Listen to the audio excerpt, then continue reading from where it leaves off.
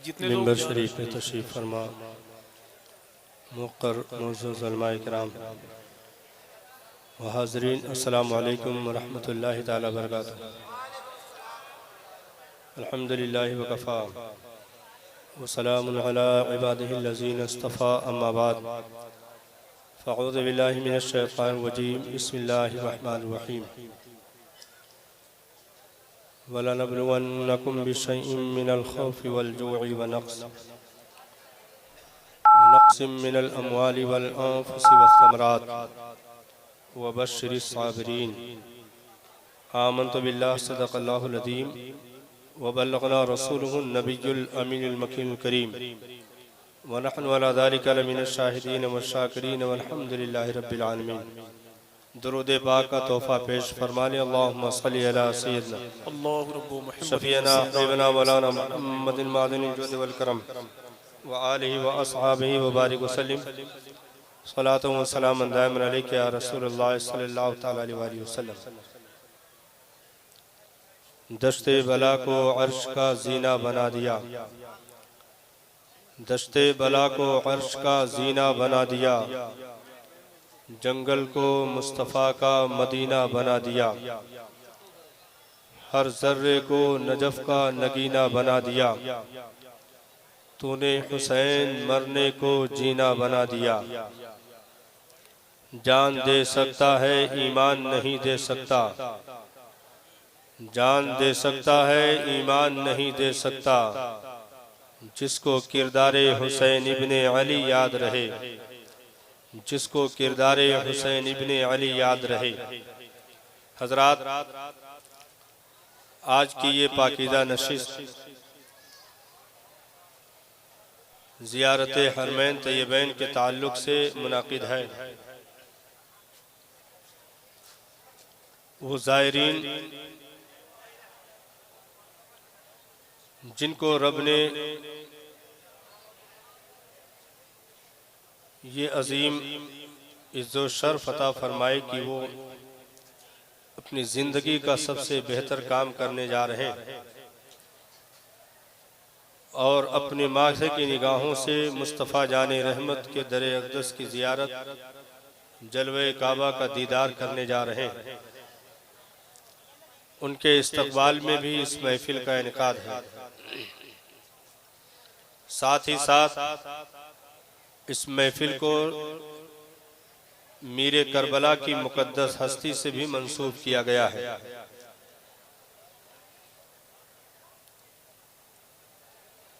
बहुत शोर सुनता था पहलू में दिल का, जो चीरा तो एक कतरा खून भी न निकला। क़याम गाह पे बैठे हम लोग यही जिक्र कर रहे थे कि यहाँ का जलसा बड़ा शानदार होता है, सुनने वाले बहुत ही ज़बरदस्त होते हैं, लेकिन आया तो ये मंजर सामने है। सारे चैनल पे रिकॉर्डिंग हो रही है आपकी कि यहाँ के लोग सिर्फ शेर व शायरी के मतवाले हैं, दीन की कोई सदाकत की बात सुनने के आदी नहीं है। इसलिए बहुत सारे लोग अपनी ज़रूरतें पूरी कर चुके हैं। आप हज़रात इत्मीनान व सुकून के साथ तशरीफ़ रखें। अगर आपने चाहा तो मौलाना की तकरीर भी हो जाएगी, नहीं तो आखिर दावाना ज़बानी याद है। इसके बाद भी अभी आपको शायरी सुननी है। हमारी जमात का बहुत ही खुशफिक्र शायर हज़रत ज़िया यज़दानी बहराइची अभी आराम कर रहे हैं। अभी आप हज़रात को उनसे मुलाकात करनी है, तो शायद कुछ लोग इसलिए चले गए हों कि जब वो आएंगे तो हम लोग भी चले आएंगे। बहरहाल आज के जलसे के दो खतीब खुसूसी, तो मशवरा ये हुआ कि भाई जलसे को दो मौजू में तकसीम किया गया है। एक ज़ियारत हरमैन तय्यबैन है और एक ज़िक्र शोहदाए करबला है। तो अब ऐसा किया जाए कि दोनों मौजू आपस में तकसीम कर लिया जाए। तो हमारे हिस्से में ज़िक्र शोहदाए करबला आया है। इसके बाद वाले खतीब से आप ज़ियारत हरमैन के ताल्लुक से समाअत करेंगे। इसलिए आप इस एहसास कमतरी का शिकार न हो कि मौलाना पोस्टर पढ़े नहीं बैठ गए। ये जिम्मेदारी हमको दी गई है, तब हम बोल रहे हैं। बहरहाल आप हजरात हौसला रखें, जाने वालों को न देखें बल्कि जो मौजूद हैं उनको देखते रहें। महफिल समाअत करें, दुरूद पाक पेश फरमा ले। अल्लाहुम्मा सल्ली अला सय्यदना शफीना हबीबना मौलाना मुहम्मदिन मादनिन जुद वल करम व आलिहि व अस्हाबिहि बारिक वसल्लम सलातो व सलामन दाइमन अलैका या रसूलुल्लाह सल्लल्लाहु तआला अलैहि वसल्लम। जब तक हम बैठे थे मूड बहुत अच्छा बना था, लेकिन यहाँ बैठे तो फिर अल्लाह ही बेड़ा पार करे। आज दो तीन शेर मनकबत के सुनाता हूँ, देखता हूँ कुछ अगर रंग होगा तो तकरीर होगी, नहीं तो हम बैठ जाएंगे। हाँ, बेहतर यही है। जो हजरात इधर उधर खड़े हैं, अब जगह उनके लिए खाली हो गई है, वो तशरीफ रख सकते हैं।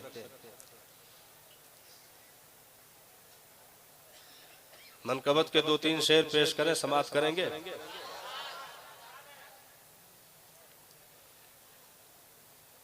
जान मांगो मैं तेरे नहीं दूंगा,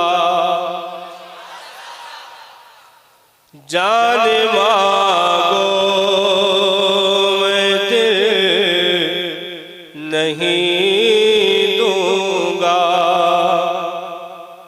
जान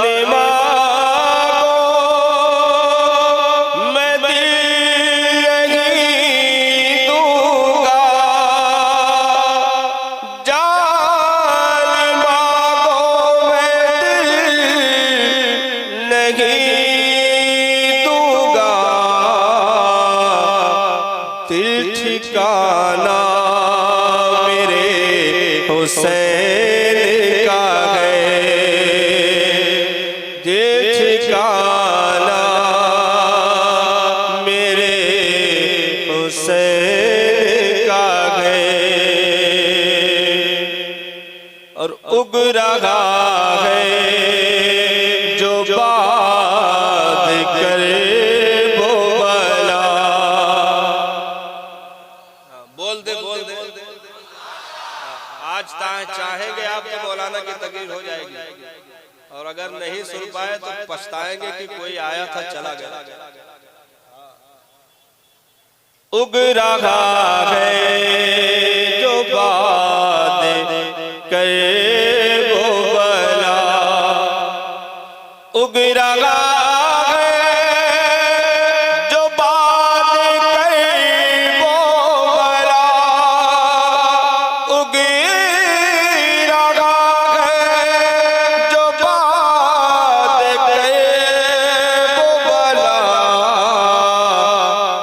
दाना दाना मेरे हुसैन का है, दाना दाना मेरे हुसैन का है, दाना दाना मेरे हुसैन का है। और सारे लोग शरीक हो जाए। मैं आपका मिजाज बना रहा हूँ, नहीं तो मैं मनकबत बाद में पढ़ता। अगर चाहते तो पढ़ता, भी तकरीर का आदी हूँ, लेकिन आपका ये मिजाज देखा तो मैंने कहा कि जब जिस लाइन के दीवाने हैं तो उसी से थोड़ा करीब किया जाए। हाँ, इसलिए सारे लोग शरीक हों। जिनके सदके बख्श जाएंगे। आवाज क्लियर पहुंच रही है ना? हाँ, साउंड सर्विस वाले भाई इनाम पा चुके हैं। हाँ, बिल्कुल नहीं कह सकते आप, आवाज साफ पहुंच रही होगी। जिनके सदके बख्श जाएंगे, जिनके सदके में बख्श जाएंगे, जिनके सदके में बख्श जाएंगे,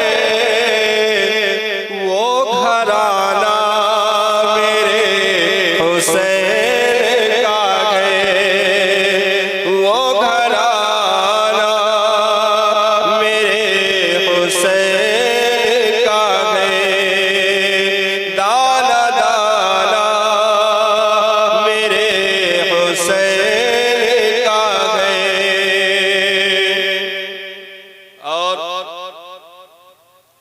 अभी इंशाअल्लाह समाप्त करेंगे कि जो लोग ज़ायरीन तैयबा बन रहे हैं, ये भी सदका मेरे हुसैन का है।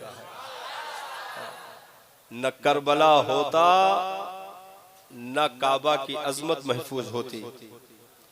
आज जो मदीने का सफर हो रहा है, ये सफरे करबला का सदका है जो अली के लाल ने इस उम्मत को तोहफे में अता कर दिया। नहीं तो यजीदियत जिस तूफान को लेकर उठी थी, बहुत पहले इन चीजों को बंद कर दिया गया होता। लेकिन आज अहले बैत का सदका पूरी दुनिया खा रही है, सुबह क़यामत तक खाती रहेगी। जो भी इस्लाम का परचम जिस दौर में भी लेकर उठेगा, पीछे से इमाम हुसैन की अजमतो जुर्अतो हिम्मत खड़ी होगी। हाँ, पूरी दुनिया में जहां कहीं भी इस्लाम का कलमा पढ़ा जाएगा, सदका करबला वालों का होगा कि नबी के आल ने, नबी के लाल ने वाकई उम्मत की डूबती हुई नैया को महफूज करके ऐसे बचाया कि सुबह क़यामत तक इस उम्मत को कोई नजर नहीं लगा सकता। इसीलिए ये उम्मत कल भी बेखौफो खतर थी, आज भी है, सुबह क़यामत तक रहेगी। क्योंकि इसके पीछे अगर एक तरफ ताकत करबला वालों की है, तो दूसरी तरफ हुकूमत मोइनुद्दीन अजमेरी की भी मौजूद है। इसलिए उम्मत को कभी नजर नहीं लग सकती है, क्योंकि इसे खूने जिगर दे करके सैराब किया गया है, सींचा गया है। तो कोई पूछे ये दौर किसे का है, कोई पूछे ये दौर किसे का है, कोई पूछे ये दौर किसे का है। अरे तुम बताना मेरे हुसैन का है, तुम बताना मेरे हुसैन का है, दाना दाना मेरे हुसैन का है। और ये जो काबा है तुम्हें न समझोगे। तवज्जो है ना मेरे भाई, अगर तारीख से वाकिफ है तो जरा ध्यान लगाइएगा। ये जो काबा है तुम्हें न समझोगे, ये जो काबा है तुम न समझोगे, ये जो काबा है तुम न समझोगे।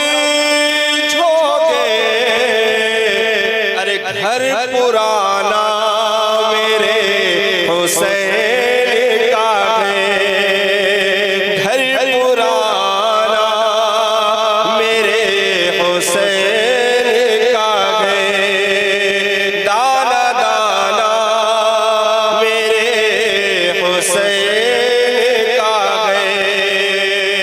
अब दुरूद पाक पेश फरमा ले, अल्लाहुम्मा सल्ली अला सय्यदना शफीअना हबीबना मौलाना मुहम्मदिन मादनिल जुद वल करम व आलिहि व अस्हाबिहि बारिक वसल्लिम सलातु व सलामन दाइमन अलैका या रसूलुल्लाह सल्लल्लाहु तआला अलैहि वसल्लम। दीन पर इब्ने अली का कल भी एहसान था, आज भी है, हमेशा रहेगा।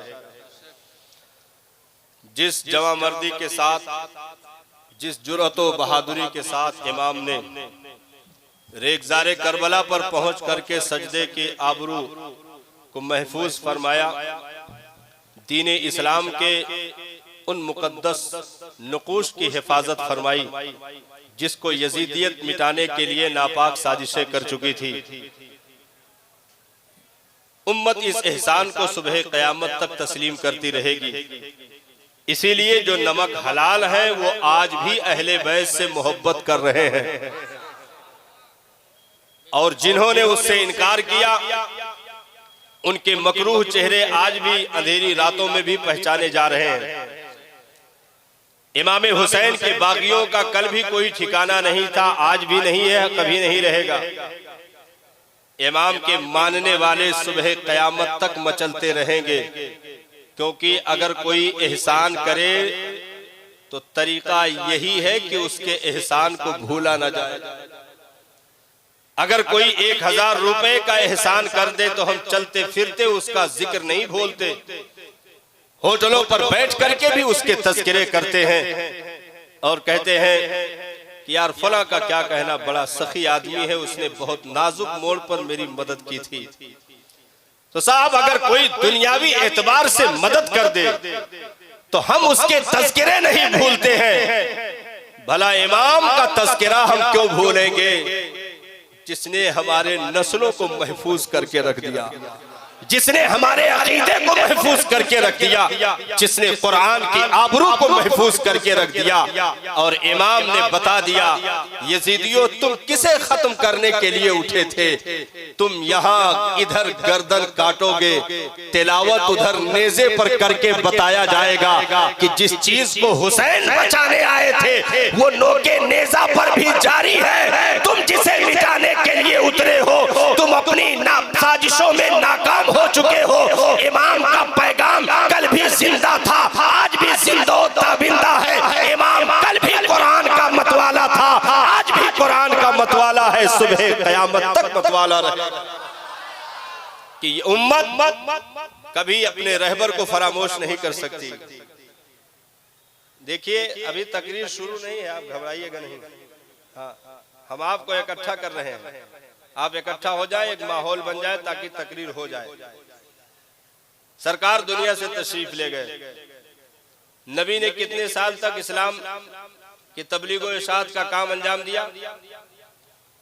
23 साल। तबलीगी दौर 23 साल है, टोटल जाहिरी जिंदगी 63 साल। 23 साल दौरे तबलीग है।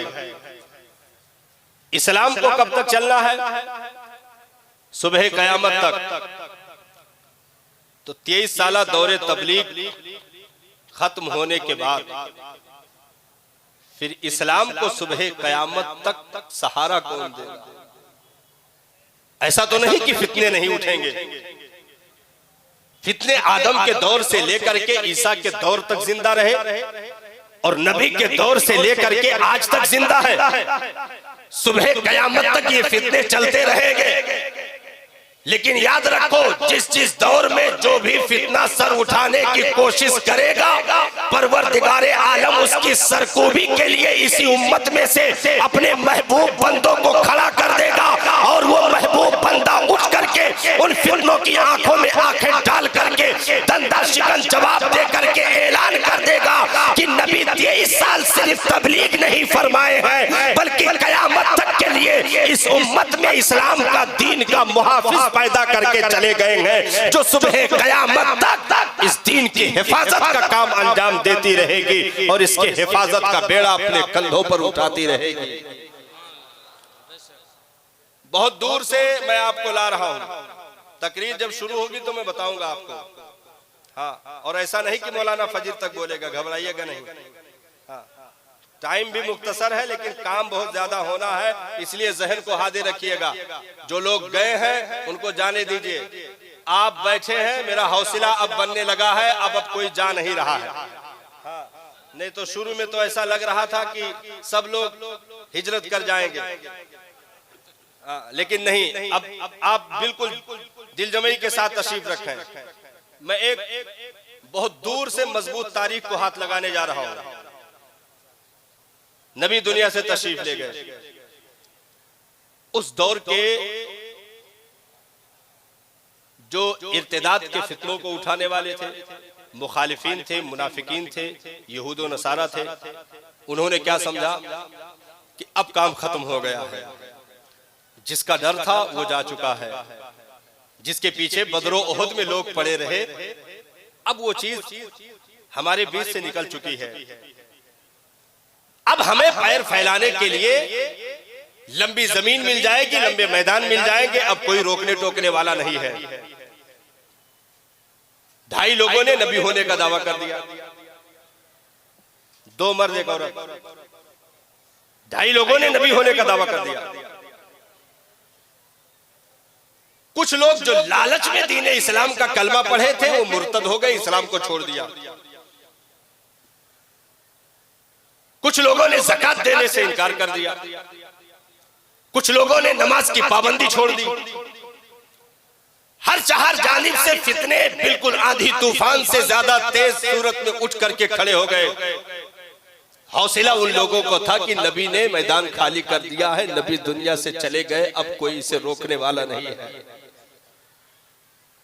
लेकिन उन्हें क्या मालूम था कि नबी ने अपनी जिंदगी ही में जिसे इमामत का मुसल्ला दे दिया हो वो सिद्दीक़ बासफ़ा मौजूद है।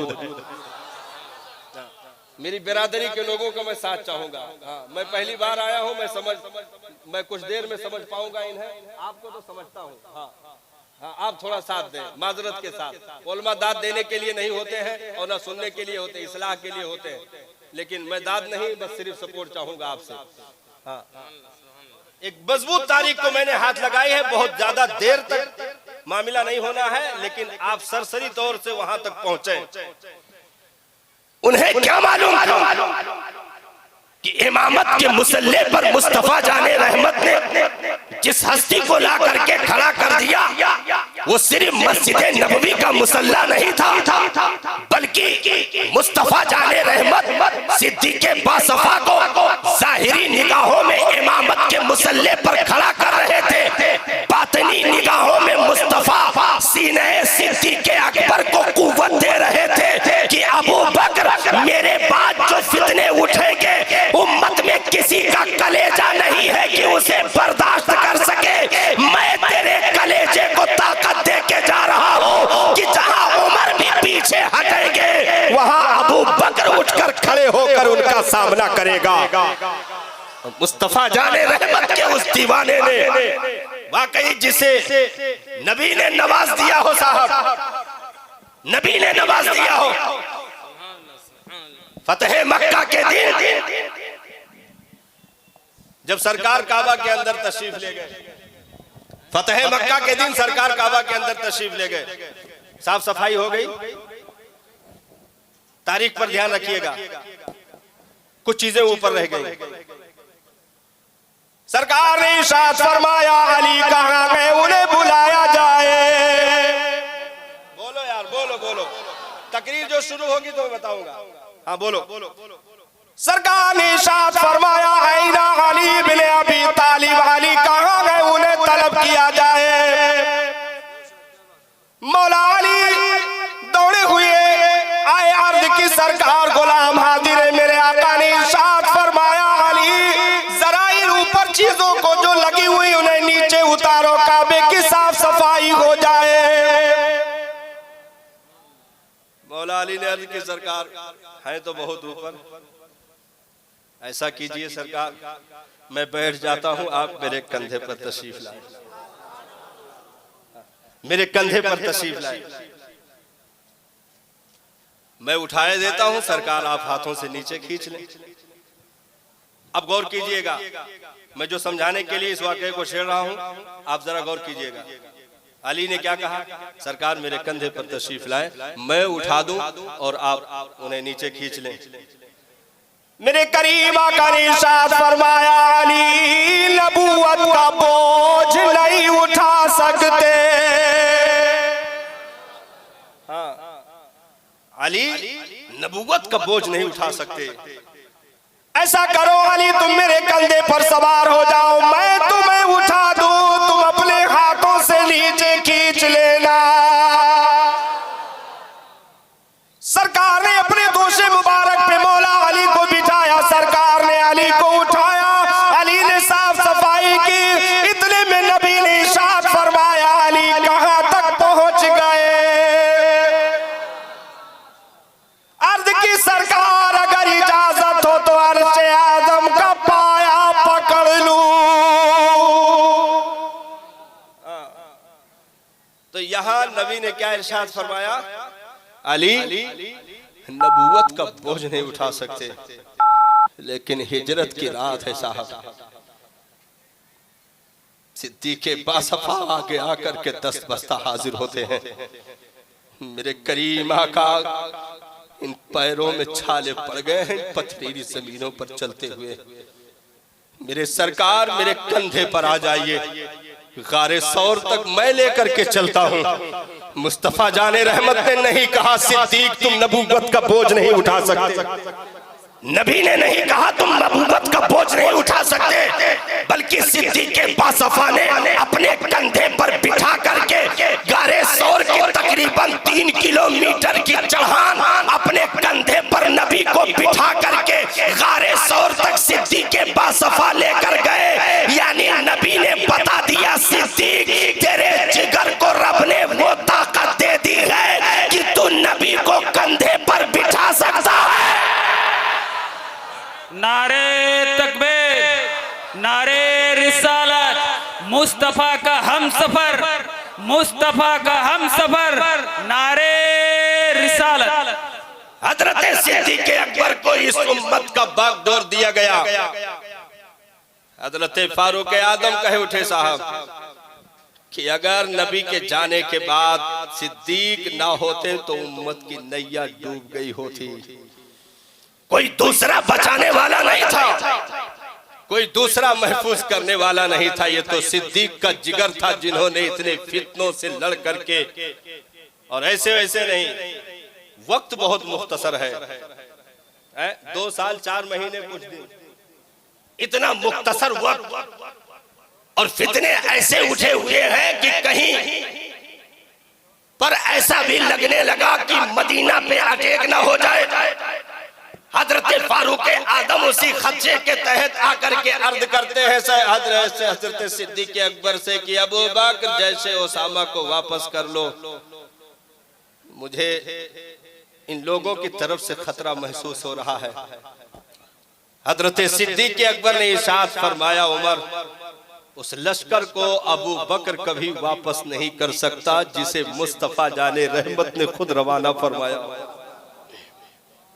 अगरचे मेरे गोश्त चील कौवे क्यों ना नोच करके खा जाए, मैं उस लश्कर को वापस नहीं कर सकता। सिद्दीक के बासफा ने मुसैलमा कज्जाब जैसे नाहंजारों को ऐसे धंधा शिकन जवाब दिया कि बदरी सहाबा भी उसमें चले गए। 1200 सहाबा साहब मुसैलमा कज्जाब के साथ जो जंग हुई, 1200 सहाबा जंगे मौता में शहीद हुए। 14 बदरी सहाबा शहीद हो गए जिन्हें तबर्रुक के लिए उम्मत में रखा गया था, उन्हें किसी मैदान में नहीं भेजा जाता था। उन बदरी सहाबा को भी मुसैलमा कज्जाब के मुकाबले के लिए भेज दिया गया। 1200 सहाबा ने शहादत के जाम को पी करके और दीन के बागीचे की ऐसी हिफाजत फरमाई कि दौरे सिद्दीकी के चंद अय्याम ही में मुस्तफा जाने रहमत के दौर की बहारें वापस आ गई। वक्त गुजरता रहा, दीन भी चलता रहा, साथ फितने भी चलते रहे, और ये हर दौर में होता रहेगा। ऐसा नहीं है कि साहब सिर्फ फितने हो दीन ना हो, और ऐसा भी नहीं हो सकता है सिर्फ दीन हो फितने ना हो। इसी में तो इम्तिहान है, इसी में तो आजमाइश है। हजरत सिद्दीक अकबर दुनिया से तशरीफ ले गए। फिर मुर्तद्दीन को एक हौसला मिला, यहूदो नसारा को एक हौसला मिला कि अब सिद्दीक अकबर जैसा जिगर वाला उम्मत में मौजूद नहीं है। अब इस उम्मत के बागडोर को कौन हाथों में संभालेगा। लेकिन उन्हें क्या मालूम था कि सिद्दीक के बासफा ने आंखों के इशारों में जिस हस्ती को चुन लिया हो, उस अजीम जात को उम्मत उमर इब्ने खत्ताब के नाम से याद करती है। हजरत फारूक आजम की मुकद्दस हस्ती ने बागडोर संभाला और 10 साल चंद महीने कामिल हुकूमत फरमा करके मालूम है 36 लाख मुरब्बा किलोमीटर तक इस्लाम के हुदूद को फैला दिया। 5000 से जायद मस्जिदों की तामीर, जामा मस्जिदों की तामीर हजरत फारूक आजम के दौरे खिलाफत में की गई। कूफा जैसे शहर हजरत फारूक आजम के दौर में बसाए गए। बैतुल मक़दिस जैसे अजीम जगह को वो आजादी दी गई हजरत फारूक आजम के दौरे खिलाफत में। कैसरो किसरा मदाइन जैसे शहरों को फतेह किया गया हजरत फारूक आजम के मुकद्दस दौर में। और दीन इस्लाम को वो रौनक रौनक अता कर दी कि दुनिया देखती रह गई कि ये शान है खिदमत गारों की, सरकार का आलम क्या होगा जब उनकी गदा भर देते गए शाहान ज़माना की झोली। अरे मुहताज का जब ये आलम है, मुख्तार का आलम क्या होगा।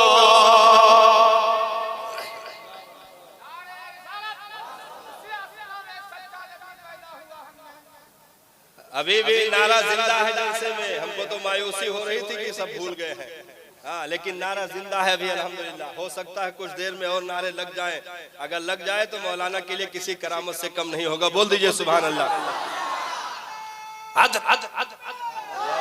देखिए जिंदा है लोग, हाँ माशाअल्लाह। या रसूल अल्लाह, जिंदाबाद जिंदाबाद जिंदाबाद जिंदाबाद जिंदाबाद। गर्द की हजरत फारूक आजम ने मुखालिफिन को दंदा शिकन जवाब दे करके बता दिया, नादानो दीन को यतीम न समझना, दीन को कमजोर न समझना। नबी अगर दुनिया से बहुत कलील मुद्दत में तशरीफ ले गए तो क्या हुआ, दस्तरखाने नबुव्वत पर अपने गुलामों को वो लुकमा दे दिया है नबी ने कि सुबह कयामत तक उसका नशा उम्मत से उतर नहीं सकता, उसका नशा उम्मत से उतर नहीं सकता। हजरत फारूक आदम दुनिया से तशरीफ ले गए। मैं समेट करके आपको ला रहा हूं उस तारीख तक। हजरत उस्मान ज़ुन्नूरैन आए, जिन्होंने वाकई 40 रोज तक अपने घर में प्यास की शिद्दत को बर्दाश्त करके मीरे करबला की बारगाह में एक अदना सा खिराज पेश कर दिया। हजरत उस्मान ज़ुन्नूरैन ने दीन की हिफाजत और सियानत का काम अंजाम दिया। अब दुनिया से तशरीफ ले गए फातह खैबर, शेरे खुदा, मुश्किल कुशा, दामादे पैगंबर अबू तुराब मौला अली करमल्लाहु वजहुल करीम की मुकद्दस साथ आई। दीन के बागडोर को अपने हाथ में रख करके उम्मत को सीधे रास्ते की तरफ गामजन करने का काम अंजाम देते रहे। अब दुनिया से तशरीफ ले गए इमाम हसन मुज्तबा ने मसरन नशी होकर के 6 महीने की कलील मुद्दत तक उसके बागडोर को संभाला। उसके बाद मजीद इस्लाम को कुव्वत देने के लिए हजरत अमीर मुआविया के हाथ पर सुलह फरमाई, जिसे उम्मत में बहुत बड़ा फितना टल गया और दीन इस्लाम को अजीम मजबूती नसीब हुई। हजरत अमीर मुआविया दुनिया से तशरीफ ले गए। फितने साथ साथ से साथ, कहीं बलवाइयों का फितना, कहीं मुर्तद्दीन का फितना, कहीं मुद्दईन नबुव्वत का फितना, कहीं तारीके सलात का फितना, कहीं तारीके ज़कात का फितना अलग अलग दौर में उठता रहा। जवाब देने वाले जवाब देते रहे, लेकिन अब हजरत अमीर मुआविया के दुनिया से जाने के बाद जो फितने आहिस्ता आहिस्ता दब रहे थे, उन्होंने फिर सर उठाना शुरू कर दिया। और हजरत अमीर मुआविया ही की गोद में पलने वाला यजीद नाहंजार, जिसने बाप के माथे पर कलंक का टीका लगा दिया, नंगे असलाफ होने का जिसने सबूत दे दिया, इस उम्मत में अलग खलफशार डालने के लिए यजीद ने अपने अय्याशियों का सहारा लिया। यजीद आप तशरीफ रखें, उलमाए किराम तशरीफ ला रहे हैं।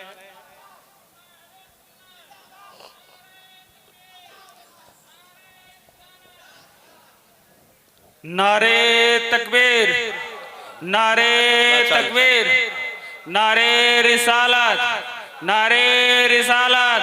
सारे इस्लाम जिया किबला माशाअल्लाह उलमाए किराम इस्लाम जिया किबला आप हजरात नारे तकबीर, नारे रिसालत।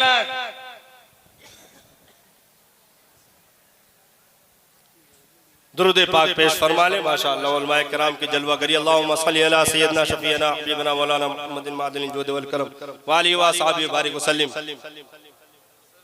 अब यजीद नवाजों को ये था कि अब तो उम्मत में कोई उमर नहीं, अब तो उम्मत में कोई अबू बकर नहीं, अब तो उम्मत में कोई अली नहीं। इस उम्मत को हिफाजत कौन देगा? इस उम्मत के ईमान और अकायद की हिफाजत कौन करेगा? कुरान के उसूल और ज़वाबित की हिफाजत कौन करेगा? इस्लाम की बागबानी कौन करेगा? शजरे इस्लाम की आबियारी कौन करेगा? गुलशन इस्लाम की हिफाजत कौन करेगा? ये मुनाफिकीन मुर्तद्दीन की तरफ से एक अलग नापाक सोच थी और हुआ भी यही। उन्होंने जो फितने फैलाए उसमें माज़अल्लाह ज़िनाकारी, शराब नोशी और नमाज की पाबंदी का उठ जाना, ज़कात की अदायगी का उठ जाना, मस्जिदों की बेहुरमती, अलग अलग तौर पर फितने उठे। उम्मत कराहने लगी क्योंकि अब कोई बड़ा चेहरा दिख नहीं रहा था कि कौन इसका जवाब बनेगा। क्योंकि अब तक जो फितने आ रहे थे वो फितने दिन के उजाले में और रात की तारीकी में भी पहचाने जा रहे थे, लेकिन अब की जो फितना आया था वो दाढ़ी टोपी के साथ आया था। अब की जो फितना आया था कुर्ते पजामे के साथ आया था। अब की जो फितना आया था वो काबा का हज करने वाला भी था। अब की जो फितना आया था वो मस्जिद का सजदा करने वाला भी था। अब उम्मत में अलग बेचैनी थी कि कलमा इधर भी पढ़ा जा रहा, कलमा इधर भी, नमाज उधर भी, नमाज इधर भी, अज़ाने उधर भी, अज़ाने इधर भी। आखिर अब कैसे परखा जाए कि इसमें हक पर कौन है, ना हक पर कौन है? क्योंकि हजरत सिद्दीक़ अकबर में जो फितने के साथ खड़े हुए थे उनके चेहरे पहचाने जा रहे थे, क्योंकि वो मुकम्मल दीन से अलग होकर फितना कर रहे थे। हजरत फारूक आज़म के दौर में जो फितना उठा वो मुकम्मल दीन से निकलने वालों ने फितना किया। उस्मान ज़ुन्नुरैन के दौर में जो फितना उठा दीन के दायरे से बाहर होने वालों ने फितना किया। मौला अली के दौर में जो फितना उठा दीन से बाहर रहने वालों ने फितना उठाया। लेकिन अब जो फितना उठ रहा था, खुतबा पढ़ने वाले फितना कर रहे थे, अज़ान देने वाले फितना कर रहे थे, नमाज पढ़ने वाले फितना कर रहे थे, इबादत करने वाले फितना कर रहे थे। काबा के हाजी भी सामने मौजूद थे, मस्जिद के नमाजी भी सामने मौजूद थे, मैदान के काजी भी सामने मौजूद थे। अब कैसे पहचाना जाए? और इस आवाज को कौन है जो खामोश करेगा? और हक के चेहरे पे गर्दो गुबार जो पड़ चुके हैं उन्हें साफ करके हक के चेहरे को कैसे कोई चमकदार करेगा? अब तो बहुत मुश्किल हो चुका है। लेकिन उन्हें नहीं मालूम था मदीना की मिट्टियों की खुशबू लेने वाला, रोज़े रसूल की बरकतें लूटने वाला, खातूने जन्नत की चादरें ततहीर में सिमट करके सिमटी हुई कायनात की वसतों का नजारा करने वाला, फतेह खैबर के उंगलियों को पकड़ करके कायनात की तनाबें नापने वाला, मुस्तफा जाने रहमत के दोषे मुबारक पर बैठ करके अर्श की बुलंदी तक पहुंचने वाला, नबी के मोहतरम के लवाबे दहन को लेकर के अपने सीने को कुव्वत और ताकत देने वाला हुसैन इब्ने अली उम्मत में मौजूद है।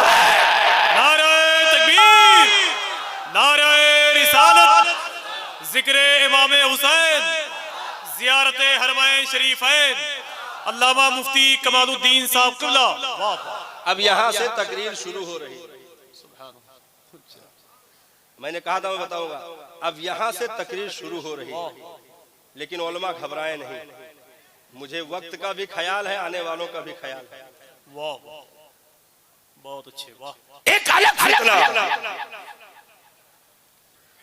लेकिन यजीद नवाजों को नहीं मालूम था कि जन्नती माँ के जन्नती दूध की तासीर अपने छातियों में लेकर के हुसैन इब्ने अली मौजूद है।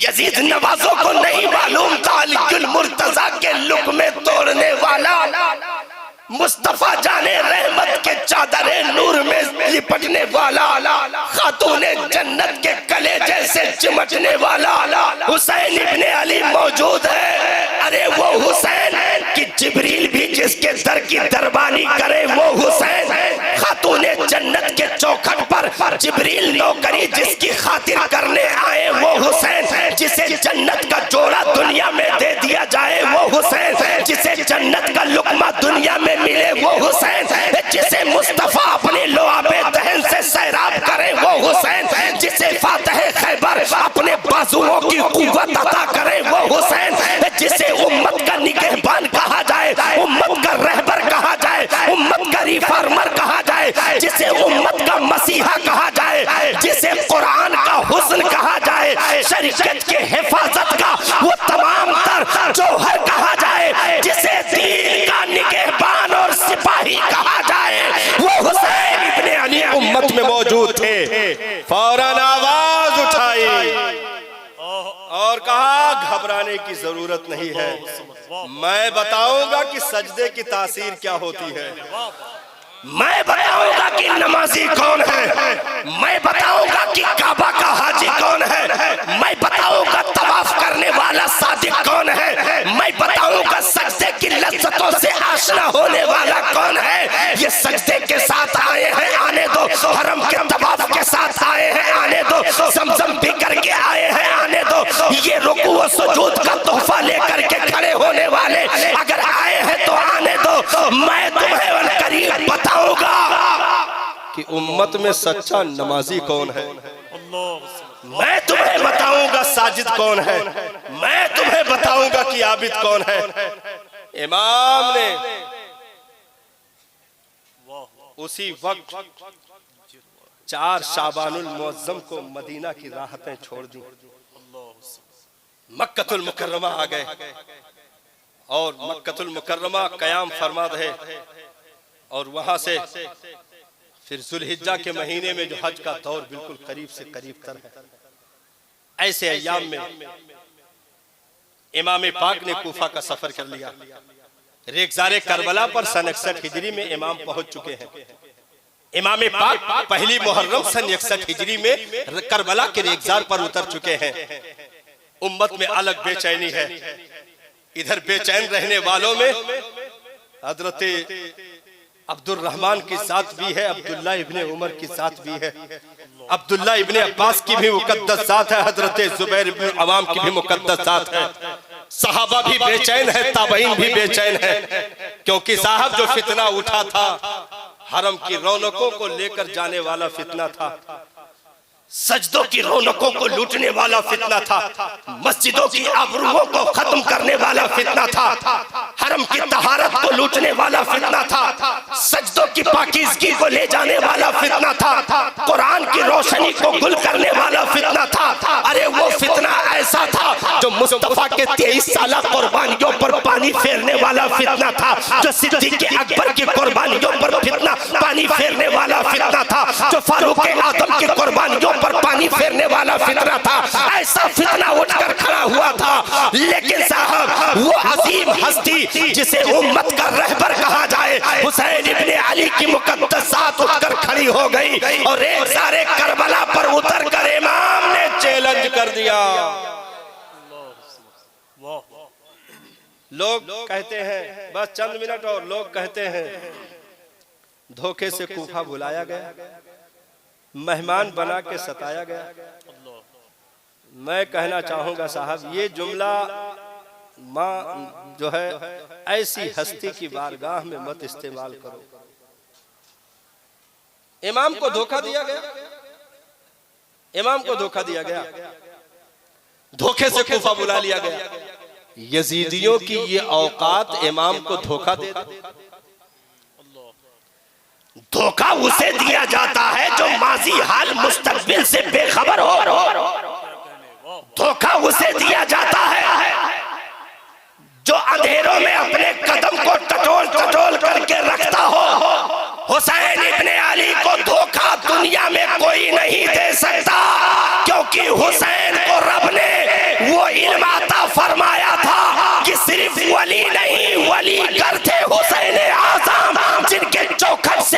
आयत की सनदें तकसीम होती हो वो जात हुसैन इब्ने अली की है। धोखा हुसैन को नहीं दे रहे थे, यजीदी खुद धोखे में थे जो इमाम को पहचान न सके, इमाम को पहचान न सके।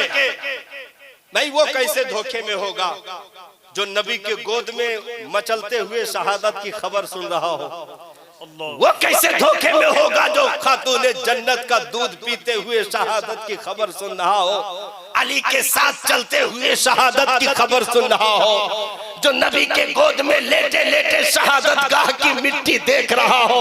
वो धोखे में नहीं हो सकता। धोखे में यजीदी थे जो पर वक्त नबी के लाल को पहचान न सके, नवासे मुस्तफा को पहचान न सके। इमाम ने एक नारा दिया और अब इसमें बदबातिन कुछ एतराज करते हैं कि इमाम हुसैन मादल्ला सल्तनत के लिए सफर कर लिया, हुकूमत के लिए करबला चले गए। मैं कहना चाहूंगा साहब, जिसके चौखट से हुकूमतों की सनदें तकसीम हो उस इमाम को हुकूमत लेने करबला जाने की जरूरत नहीं थी। तुम अपने बाप दादाओं पर कयास करते हो, हुसैन आजम की जात को अपनी लालची तबीयत पर कयास करते हो। अरे नादानो, जिन्हें कायनात की खजानों पर बिठा दिया गया हो उन्हें दुनिया के चंद लालची सिक्कों के लिए करबला जाने की जरूरत नहीं थी।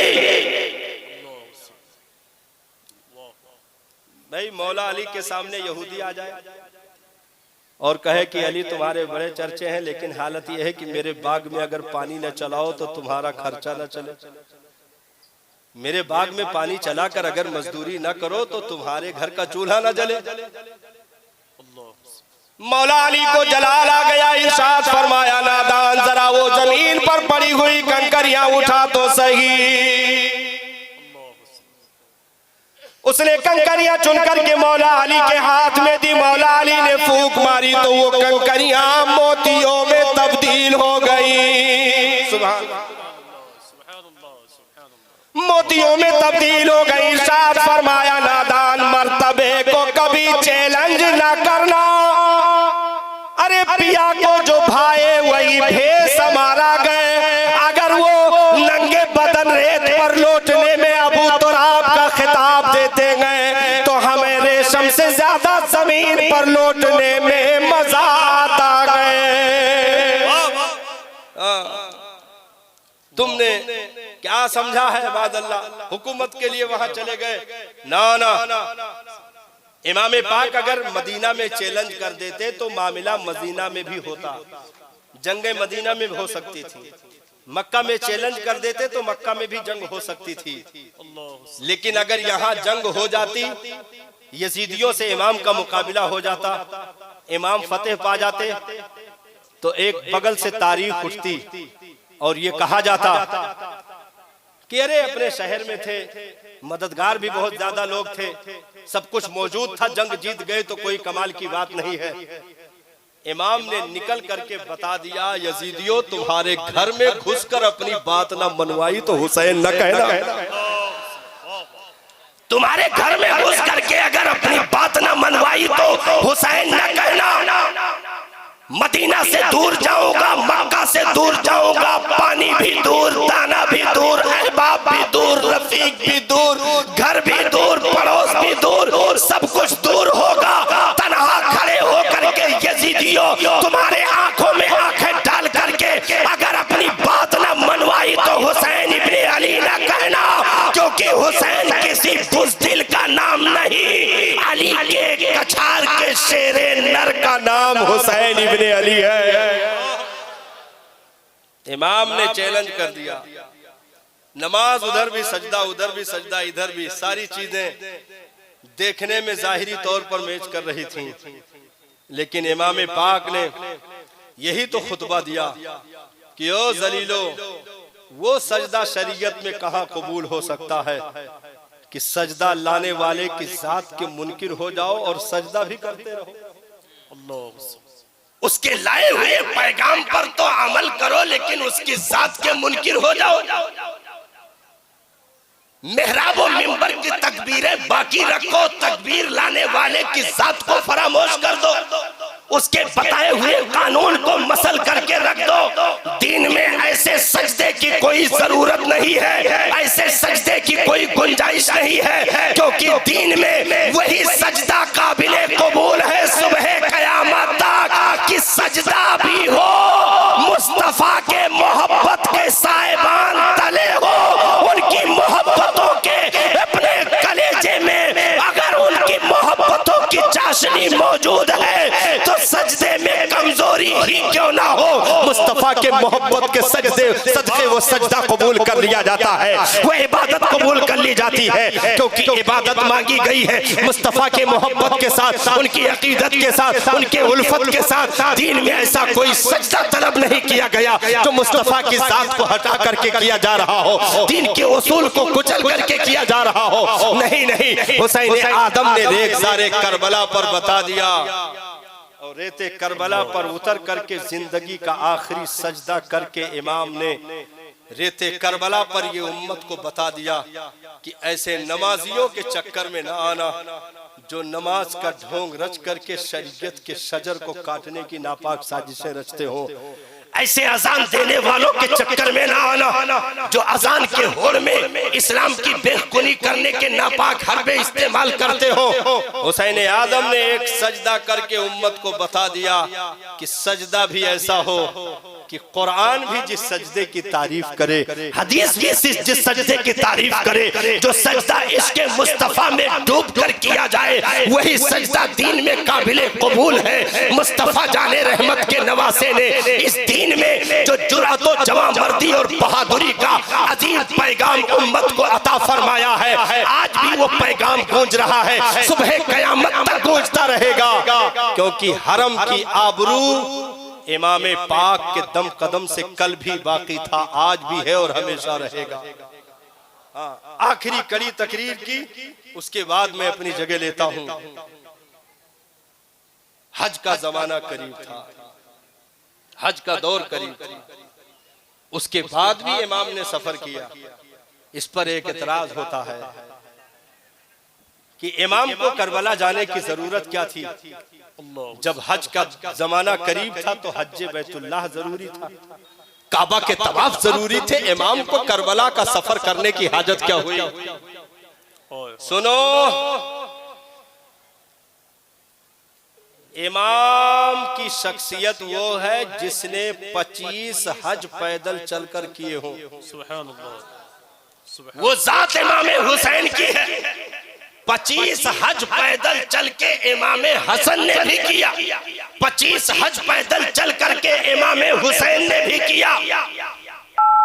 और फिर हज का दौर करीब था, लेकिन इमाम ने करबला का सफर करके उम्मत को कयामत तक के लिए एक मैसेज दे दिया, पैगाम दे दिया कि जब इबादत का मौसम हो तो काबा का तवाफ जरूरी है, लेकिन अगर उम्मत में बगावत हो जाए और दीन के हिफाजत का मसला आ जाए तो वक्त आने पर अगर काबा का तवाफ जरूरी है तो वक्त पड़ने पर उस तवाफ के आबरू की हिफाजत भी जरूरी है, सजदे की हिफाजत भी जरूरी है, सजदा भी होगा वक्त पर और बात आएगी तो उस सजदे की हिफाजत के लिए करबला के रेख़-ज़ार पर भी उतरना पड़ेगा। तो इमाम ने इबादत करके उम्मत को बता दिया और करबला में उतर कर हिफाजत करके भी उम्मत को बता दिया कि वक्त आए तो इबादत जरूरी है और वक्त पड़ जाए तो हिफाजत जरूरी है। इसलिए उम्मतियों, हमें इबादत भी हमारे ऊपर लाजिम व जरूरी है और वक्त आ पड़े दीन पर तो हमें दीन पे मर मिटने का जज्बा रखते हुए उन इबादतों की आबरू की हिफाजत भी हमारे ऊपर लाजिम व जरूरी है, क्योंकि इमाम ने वो पैगाम दे दिया है साहब कि उम्मत में कोई भी इमाम का मानने वाला बेनमाजी नहीं हो सकता है, मस्जिद का बागी नहीं हो सकता है, शरीयत का गद्दार नहीं हो सकता है, कुरान का बेवफा नहीं हो सकता है। इमाम ने वो पैगाम उम्मत को अता कर दिया है कि अगर खातूने जन्नत के चादर में लिपट करके इमाम ने तरबियत पाई है तो उस माँ के दूध के कतरों के हक की अदायगी के लिए रेते करबला पर उतर करके शरीयत के बागडोर को हाथों में ले करके यजीदियत के तूफान से डूबती हुई उम्मत की नैया को महफूज करके इमाम हुसैन ने सुबह कयामत तक के लिए पैगाम दे दिया कि ओ मेरे मानने वालों, ओ नाना का कलमा पढ़ने वालों, जिंदगी में कैसी भी मुसीबतें आ जाए, कैसी भी परेशानियां आ जाए, तुम कभी सजदे से बगावत न करना, तुम कभी इबादत से दूर न जाना, क्योंकि हकीकत में मोमिन वही है जो सजदे के साथ ईमान रखता हो। वो हकीकत में वही मोमिन है जो इबादत के साथ अपनी जिंदगी गुजारता हो, जो इस्लाम का कलमा पढ़ने के साथ साथ उस पर अमल भी करता हो। क्योंकि दीन में सिर्फ नारा नहीं है, दीन में साहब वक्त आने पर नारा भी जरूरी है और वक्त आ जाए तो साहब हरम का सजदा भी जरूरी है, मस्जिद की इबादत भी जरूरी है, माँ बाप की खिदमत भी जरूरी है, अपने भाई बहन के हुकूक की अदायगी भी जरूरी है। क्योंकि सिर्फ कोई नमाज पढ़ता रहे, माँ बाप को ठुकरा दे, तो ऐसे नमाजियों के नमाज को दीन इस्लाम ने तलब नहीं किया है, वो बिल्कुल ठुकरा दिया जाएगा। उसकी इबादत कबूल हो सकती है, न सजदा कबूल हो सकता है। क्योंकि माँ की मोहब्बत ये भी हुसैन की सीरत बताती है, बाप का प्यार ये भी हुसैन की सीरत बताती है, इबादत का सलीका ये भी हुसैन की सीरत बताती है, दीन के उसूल पर चलना ये भी हुसैन की शख्सियत हमें पैगाम देती है। साहब अगर माँ का एहतराम हुसैन के पास ना होता तो हुसैन करबला के लिए तैयार ना हो पाते, अगर बाप की इज्जत हुसैन के निगाहों में ना होती तो मीरे करबला हुसैन ना बन पाते। क्योंकि अगर एक तरफ इमाम हुसैन के साथ सैयदुल शुहदा का खिताब लगा है, जन्नती जवानों के सरदार का तमगा लगा है, तो वहीं पर दूसरी तरफ बाप अली की शफकतें भी मौजूद हैं, माँ खातून जन्नत के लाडो प्यार भी मौजूद हैं। इसलिए जिस माँ ने ऐसे बेटे को जन्म दिया, जिस बाप ने ऐसे बेटे की परवरिश की, उन माँ बाप के सदके मौला हमें अपने माँ बाप की इज्जत व तौकीर की तौफीक अता फरमाए। क्योंकि आज जो ज़ायरीन जो है उम्रे के लिए इरादा कर चुके हैं, उन्हें वो जगहें भी मिलेंगी साहब, जिन जगहों पर वो पहुंचेंगे तो अपने वजूद में अलग सी कपकपाहट महसूस होते दिखाई देगी कि मुझ जैसा गुनहगार और ऐसी जमीन पर कदम रखना,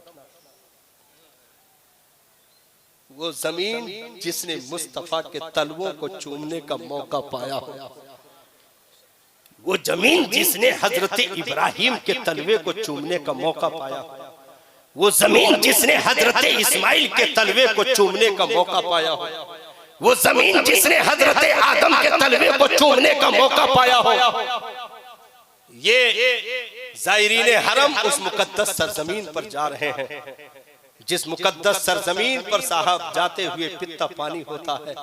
आला हजरत सरकार ने बहुत पहले कहा था, हरम की ज़मीन और कदम रख के चलना, और कदम रख के चलना, अरे सर का मौका है ओ जाने वाले, ओ जाने वाले, मेरा दिल भी चमका दे, चमकाने वाले, चमकाने वाले। वो मुकद्दस सरजमीन जहाँ हजरत इमाम मालिक ने 40 साल तक हदीस का सबक पढ़ाया, लेकिन कभी 40 साल के अरसे में किताब के बंद होने और खुलने की आवाज भी इमाम मालिक ने पैदा नहीं होने दी कि मुस्तफा जाने रहमत आराम फरमा रहे गए। वो मुकद्दस सरजमीन इमाम मालिक से कहा गया कि तुम नंगे कदम मदीना की गलियों में क्यों चलते हो? तो कहा, नादानो तुम्हें नहीं मालूम है इस जमीन पर मुस्तफा जाने रहमत के कदम पड़े हैं, कहीं ऐसा ना हो इस गुनहगार का कदम उस जगह पर पड़ जाए जहां मेरे मुस्तफा करीम का तलवा पड़ा है, कहीं बेअदबी ना हो जाए। इमाम मालिक चलते हुए बोसीदा दीवारों को चूमने लगते। किसी ने कहा कि क्यों चूमते हो? कहा, ये पुरानी दीवारें बता रही हैं कि इन्होंने जमाना पाया है मुस्तफा जाने रहमत का, हो सकता है मेरे आका इधर से गुजरे हो, आपकी निगाहें मुबारक इन दीवारों पर पड़ गई हो या आपके दामन की हवाएं इन दीवारों को लग गई हो, तो हम कोई दीवार नहीं, निस्बत सरकार को चूम रहे हैं, निस्बत सरकार को बोसा दे रहे हैं। तो मुबारकबाद के लायक है वो 17 अफराद जिन्होंने ये अज़्म मुसम्मम किया है कि उस मुकद्दस सरजमीन को अपनी माथे की निगाहों से देखेंगे जिस जमीन पर इमाम हसन हुसैन अपने नन्हे कदमों से चले हो, मौला अली चले हो, मुस्तफा जाने रहमत चले हो। अल्लाह तबारक व तआला उन मुकद्दस अशखास के इस उम्रे को अपनी बारगाह में कबूल फरमाए और इस सफरे मुबारक को मजीद मुबारक फरमाए और हम तमामी को भी मौला जीते जी कम से कम अपने हबीब का तैयार देखना नसीब फरमाए। अस्सलामु अलैकुम व रहमतुल्लाहि तआला व बरकातहू।